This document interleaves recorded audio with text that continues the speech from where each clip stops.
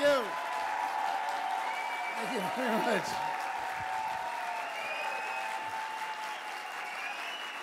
Thank you all.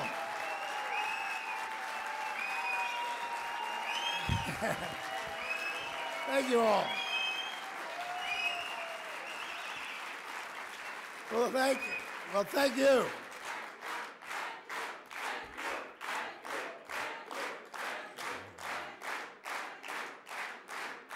Well, thank you all.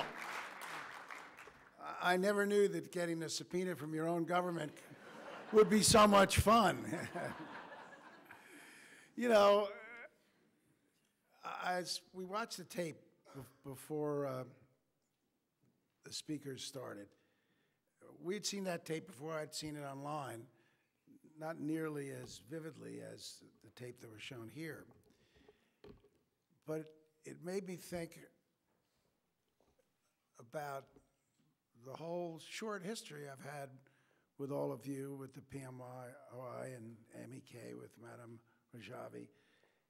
And it made me just absolutely disgusted that our government has spent so much of our treasure, money, yes, but more importantly, the lives of over 4,000 men and women to put in place a government that would do that.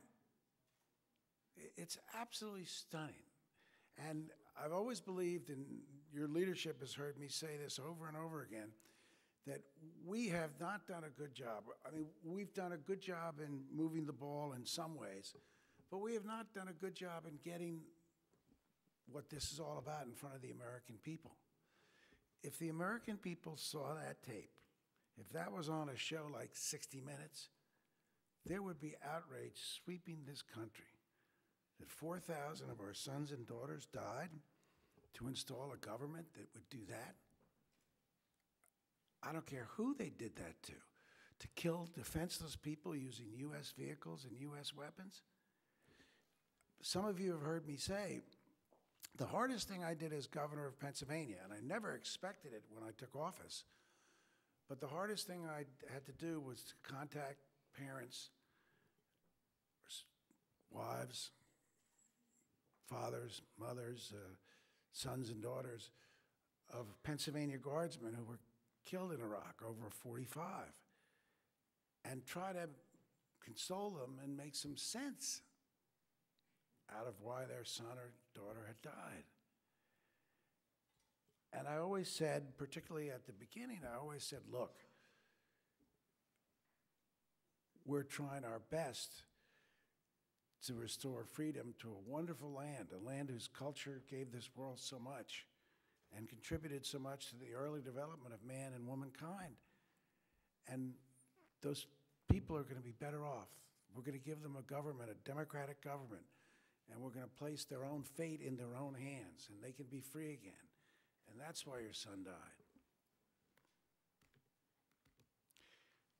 And if I were governor today, I'm not sure I could say that again.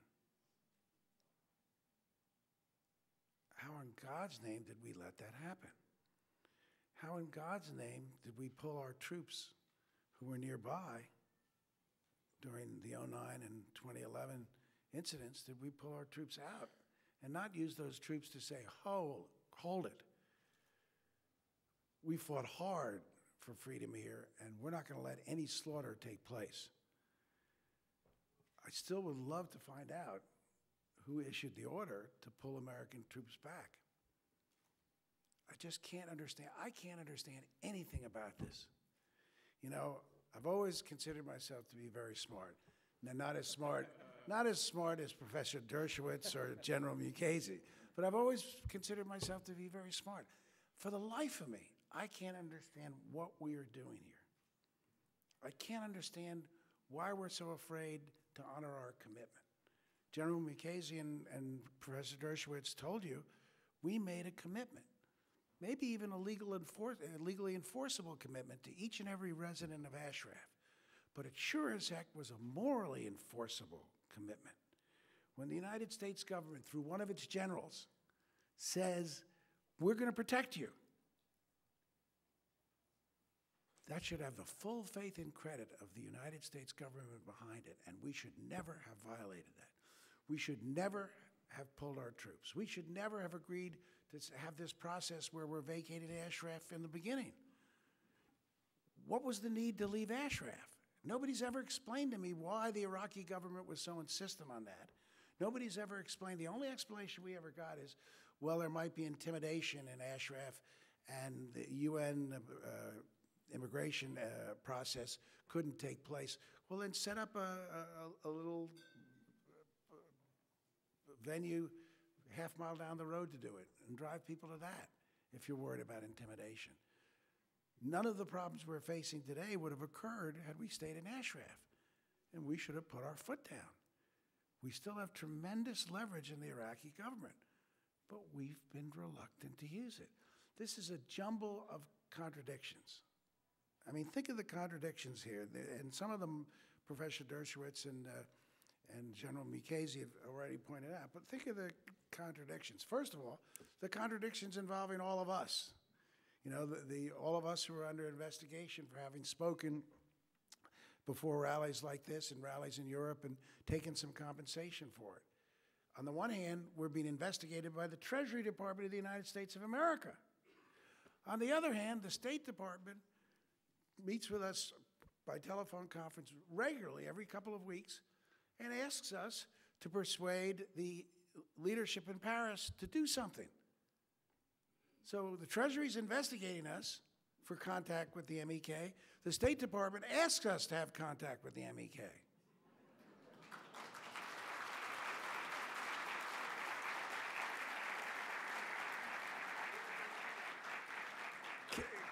Can someone explain that to me? Again, I'm just not smart enough to understand. The second contradiction. In the midst of all of this, the Secretary General of the United Nations urges people, including Americans, to give money to the MEK to help the relocation process. Well, wait a second.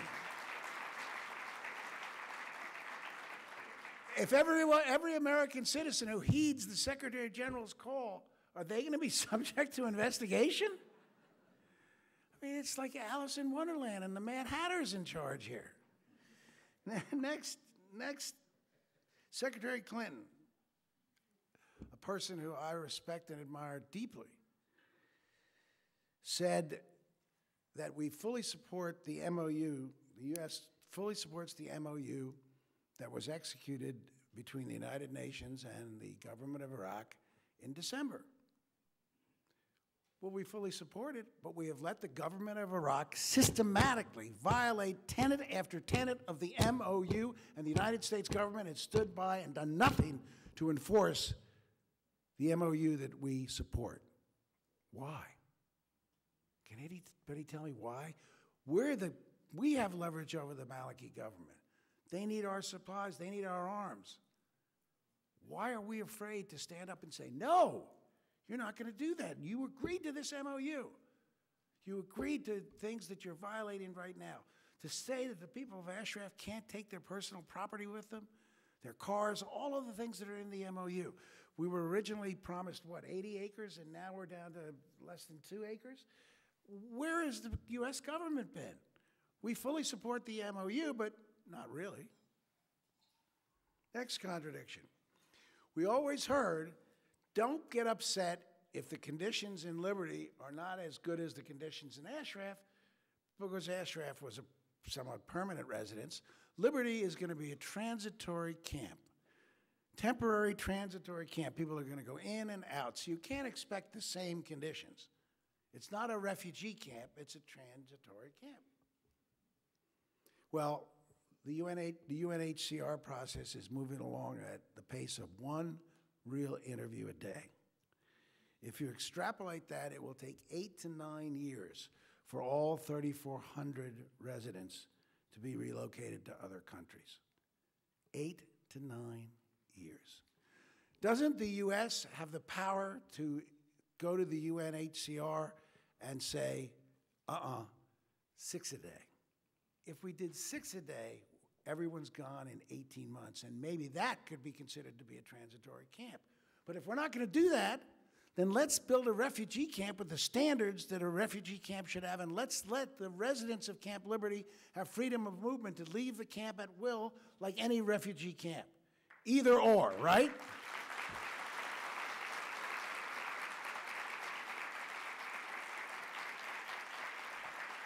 And there's no excuse for the pace that's been undertaken. There's no excuse. If we need more personnel, get more personnel. When I was governor, if somebody reported something like this to me and it was because there weren't enough personnel, I'd have found personnel. Ambassador Bolton, how many employees does the UN have? Tens of thousands. Do you think we can find a few extra people to expedite the process? You bet we can. All we need is the will to do it. In America, we praise our troops, as we should. Brave men and women who put their lives on their line fighting for ideals. We lionize our generals. Our generals are great heroes and leaders and people who've defended this country under difficult circumstances. And yet, 7 generals are being investigated because of their contact with the MEK. If the American people knew that, you know, I know why they picked me first, because I was only a second lieutenant. If I were a general, they never would have picked me first. Can you imagine if the first subpoena went out to General Shelton? We'd have had a riot in this country. So what's wrong with that? Are our generals heroes? They're not allowed to speak their word or their mind? And our generals are the ones who knew much more than the politicians, much more than me, much more than General Mukasey, much more than Professor Dershowitz. The generals were there. They know the people of Ashraf. They know what's going on over there. Are we going to listen to them? We listen to them on other important things. We should be listening to them here.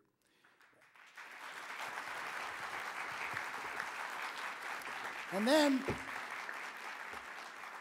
you have, Professor Dershowitz showed me on his iPhone what he just told you about the New Yorker article. If that's true, I'm not only going to ask for a withdrawal of the subpoena, I'm going to ask for an apology. If the U.S. government was doing what they're accusing us of doing, I'm going to ask for an apology. But lastly, the biggest contradiction of all, is the contradiction of American values and ideals. I grew up I grew up as an idealist. I grew up being taught that America was a very special place, that we stood for things that no other country in the history of the world has ever stood for, that we were the beacon of hope and democracy and freedom, and that we were going to make sure that people around the world weren't brutalized, weren't terrorized, weren't subject to genocide. And I believe that. And a long time later, from the time I grew up, I still believe it. I still believe that's what we should be. I still believe that that's what America should stand for. I still believe there are people in Tiananmen Square in China and in Benghazi who look to America as the last hope to enforce freedom and decency and liberty in this world. And I believe we've got to get back to those ideals. The MEK should be delisted, but more importantly, every single person in Ashraf should be protected. We should expedite them. We should let them go on living their lives because they counted on us. They relied on the good faith and credit of the United States government. And darn it, if this country stands for anything, we've got to fulfill that promise. Thank you.